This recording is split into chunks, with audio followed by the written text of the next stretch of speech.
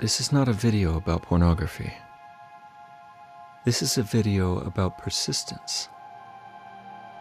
It's not a story with a sad ending, because the ending is still being written. I was 12 when I first looked at it. I'm 45 now. Never in my wildest dreams did I think it would take this long. And yet, even if I could go back in time and try to tear my 12-year-old self away from that first image, I don't think he'd come with me, because I don't think he fully understood what he was getting into, though he soon found out. What do you do when certain synapses in your brain start firing? When your mind is flooded every day with intoxicating chemicals, chemicals your own body makes whenever you want them. What do you do when it just won't let go? I had no idea that I was going to be an addict. I never even heard of dopamine until I was 27. But by then, I'd already been on the roller coaster for 15 years. One month I'd ride the highs of change, repentance, and the gospel. And the next I'd plunge back into curiosity, darkness, and obsession. For 30 years I rode that roller coaster, each high feeling like the last time I'd have to climb, each low feeling steeper and more stomach churning. And every time I slipped up, I felt so ashamed that I couldn't get things right, until the guilt and frustration became so intense that I didn't think I could ever overcome it. And as I gave thousands of hours to my weakness, I became tired and apathetic, angry and unpleasant to be around. I began to treat others as objects to be used instead of people to love. I became selfish, unempathetic, and depressed, until I started to think that maybe my behavior wasn't bad at all. In fact, maybe it was normal. Maybe the only reason I felt bad was because everyone around me was telling me it was bad. Maybe if I just got away from those people, the bad feelings would go away. Only they never did. And month after month, year after year, decade after decade, my heart slowly hardened, callous to good feelings, dead to anything spiritual.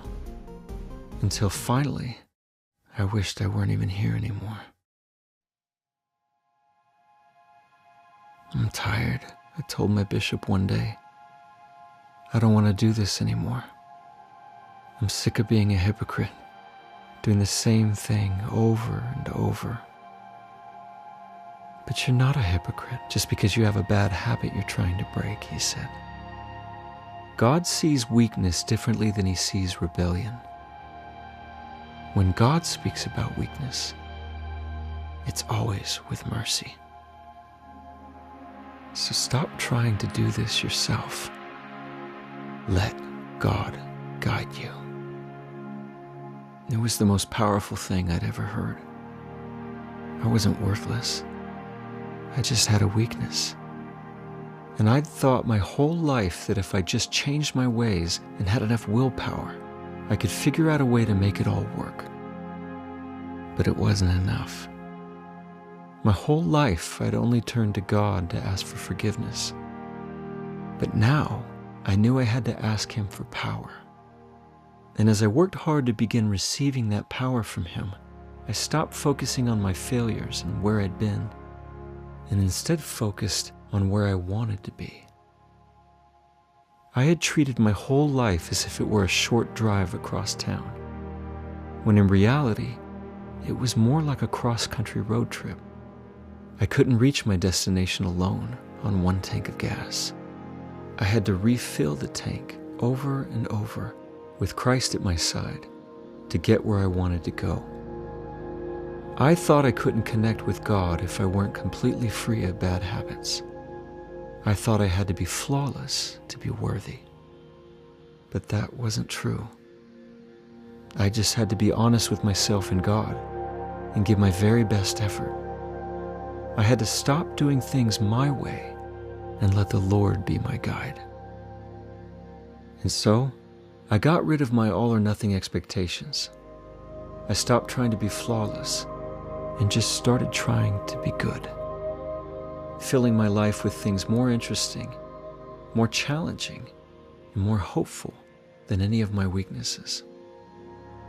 Yes, it's been a long journey, and I still have a long way to go. And yes, God does love me the way I am, but He also loves me far too much to leave me the way I am.